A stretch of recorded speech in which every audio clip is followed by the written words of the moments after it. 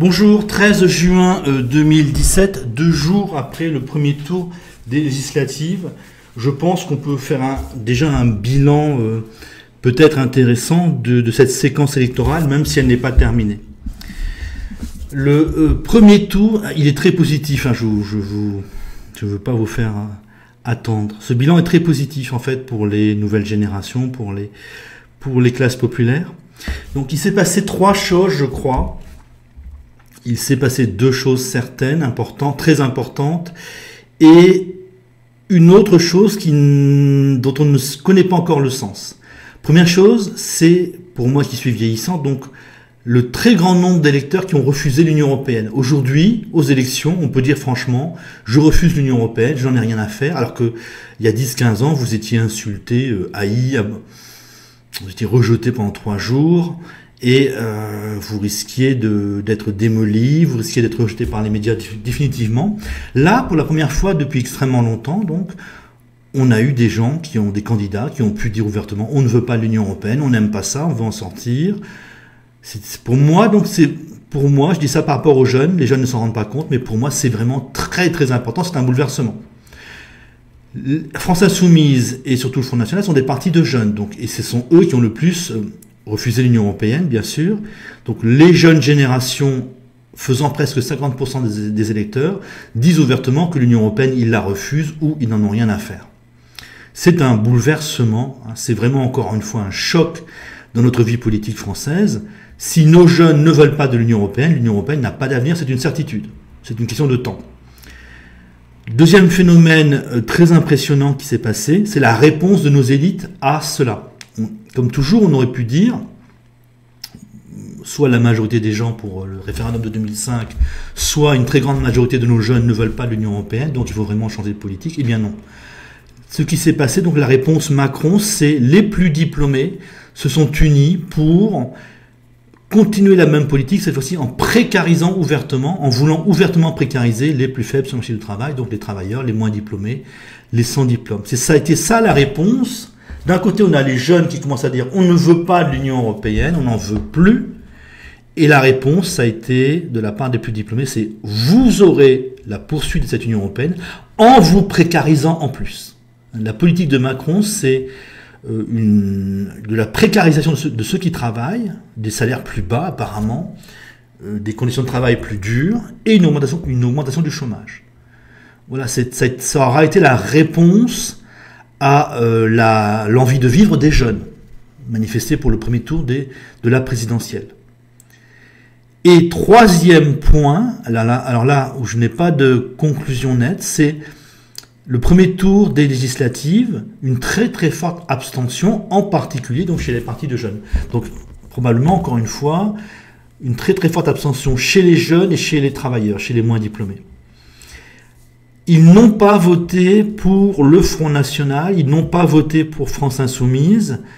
Alors, je ne pense pas que ça signifie qu'ils sont résignés. Non, je ne sais plus quand ont eu lieu les élections présidentielles. Si ça fait un mois et demi à peu près. Il n'y a pas de changement de mentalité en un mois et demi. Donc ceux qui remettent en question l'Union européenne, les quasiment 50% des électeurs qui remettent en question l'Union européenne sont toujours là à remettre en question l'Union européenne, à n'en avoir rien à faire. Ils ont été par contre très nombreux à ne pas voter, donc en quelque sorte à ne pas faire confiance à la fois à France Insoumise et au Front National. Et à mon avis, ça veut dire pour Macron, donc, eh bien, on t'attend dans la rue. Probablement, hein, ça veut probablement dire ça. Macron est un gouvernement, ou je sais pas comment dire, le camp Macron est assez peu légitime. Et ceux qui s'opposent à lui n'ont pas joué le jeu des institutions. Ils n'ont pas voté, ils ont montré leur défiance, ils ont montré qu'ils ne faisaient pas confiance aux institutions. Et je pense que ça mécaniquement, ça signifie on se donne rendez-vous pour la rue, quoi. On se donne rendez-vous dans la rue. On va descendre dans la rue quand vous ferez des lois de régression sociale. Je pense que ça veut dire ça. Donc, 3 étapes de cette série d'élections. Les nouvelles générations ont dit l'Union européenne, on n'en veut plus. Réponse, eh bien, on va continuer comme ça. Réponse des diplômés d'enseignement supérieur.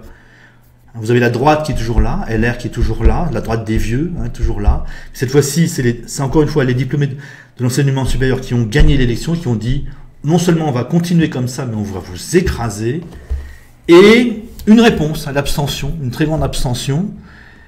Je ne sais pas ce que ça veut dire, on ne peut pas être absolument sûr que ça veut dire on va se révolter, vous casser la figure dans la rue, mais il n'y a pas eu de réponse institutionnelle, on ne reconnaît pas en quelque sorte la victoire de Macron. J'ai l'impression que c'est ça, le troisième tour, hein, le premier tour des législatives, on ne reconnaît pas la victoire de Macron, et comme Macron n'a rien d'autre à proposer, je crois, hein, que de la régression sociale, de l'augmentation du chômage, de l'appauvrissement, et en plus une sorte de surveillance des médias, on sait déjà tout ça, du mépris, je crois beaucoup de mépris pour les Français et pour les Français de couleur ou pour les immigrés.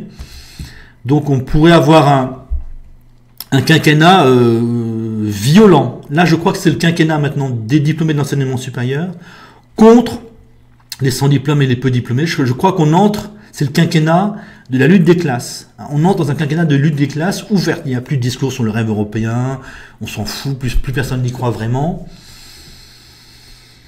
Et ce quinquennat de lutte des classes donc va donner, je ne sais pas, enfin beaucoup d'agitation dans les rues, une bonne chose hein, probablement. Hein. C'est une très bonne chose. Est-ce que Macron va instaurer une dictature? Je n'en sais rien. Est-ce qu'il va être bloqué durant son quinquennat et va devoir... Est-ce qu'on va passer à autre chose? Je n'en sais rien.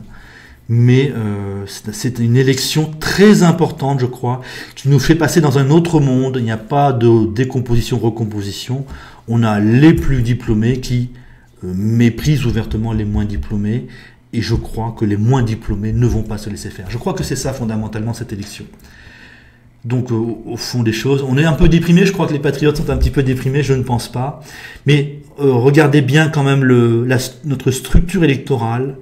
Les plus diplômés, en quelque sorte, ont définitivement fait le choix de la veulerie. Hein. C'est l'argent, c'est la finance, c'est la soumission à l'Allemagne. Dans l'élimination des moins diplômés et des sans diplôme.